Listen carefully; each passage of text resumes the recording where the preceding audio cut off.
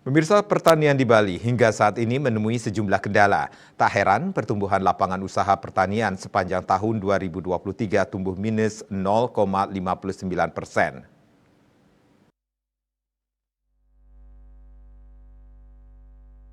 Kepala BPS Bali Endang Retno Sri Subiandani mengatakan, lapangan usaha pertanian, kehutanan, dan perikanan yang merupakan salah satu kontributor utama perekonomian Bali mengalami kontraksi pertumbuhan sepanjang CTC yaitu minus 0,59%, utamanya pada produksi tanaman pangan dan perkebunan semusim. Padahal kontribusinya terhadap PDRB, pertumbuhan ekonomi Bali, mencapai 13,73%, tertinggi kedua setelah Akmamin.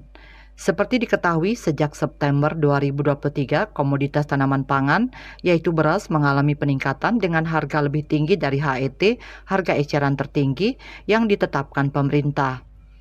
Kepala Desa Marga Daupuri Iwayan Wiryanate belum lama ini mengatakan pertanian di Marga khususnya kerap diganggu hama tikus.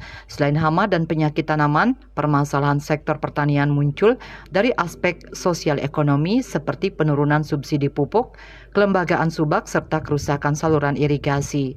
Ia menjelaskan saat ini pemerintah memangkas jatah pupuk subsidi hingga 52%. Kondisi ini sangat tidak seimbang dengan harapan menjaga ketahanan pangan. Pupuk yang sangat minim disediakan berakibat menurunnya produktivitas lahan. Saat ini petani hanya mendapatkan 1 kg pupuk urea per are dan 0,7 kg pupuk NPK per are. Ini sangat minim dari kebutuhan petani. Sementara Subak sebagai lembaga yang mewadahi petani saat ini posisinya sangat lemah. Sebelumnya Subak mendapat dana bantuan keuangan khusus BKK Provinsi Bali sebesar 50 juta rupiah. Namun sekarang hanya 10 juta rupiah.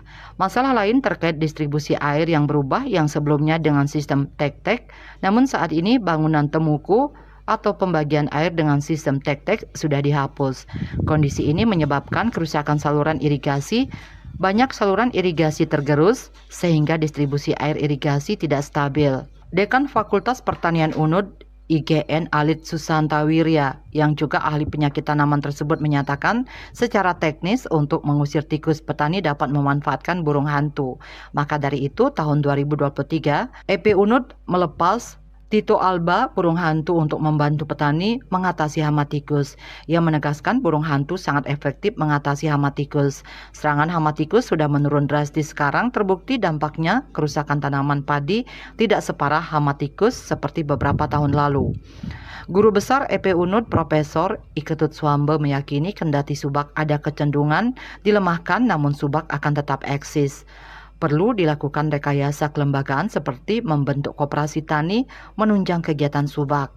Menurutnya unit bisnis Subak harus dibentuk agar Subak memiliki pendapatan sehingga Subak tidak tergantung pada bantuan pemerintah atau pihak ketiga.